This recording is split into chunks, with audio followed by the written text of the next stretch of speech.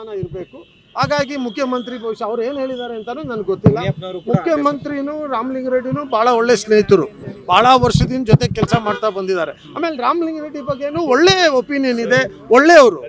ಮುನಿಯಪ್ಪ ಅವ್ರಿಗೆ, ಸತೀಶ್ ಜಾರಕಿಹೊಳಿ ಅವ್ರಿಗೆ, ಜಾರ್ಜ್ ಅವ್ರಿಗೂ ಎಲ್ಲರಿಗೂ ಕೂಡ ಬೇಸರ ಅಲ್ಲ. ಈಗ ಇದು ಖಾತೆ ಬೇಜಾರೋ ಬೇರೆ ಬೇಜಾರೋ ನಮ್ಗೆ ಗೊತ್ತಾಗಲ್ಲ. ಈಗ ಓಕೆ, ಇವನ್ನೆಲ್ಲ ನಾವೇನು ಮಾಡೋಕ್ಕಾಗಲ್ಲ. ನೋಡಿ, ಹೈಕಮಾಂಡ್ ಇದೆಲ್ಲ ನೋಡ್ತಾ ಇದೆ.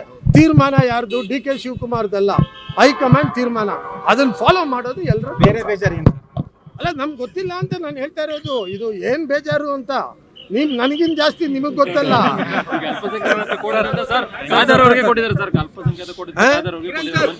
ನೋಡಪ್ಪ, ನಾನು ನೋಡಿ, ಅಲ್ಪಸಂಖ್ಯಾತರು ಕಾಂಗ್ರೆಸ್ ಪಕ್ಷದ ಜೊತೆಯಲ್ಲಿ ಇದ್ದಾರೆ, ಮ್ಯಾಕ್ಸಿಮಮ್ ಕೊಡಬೇಕು.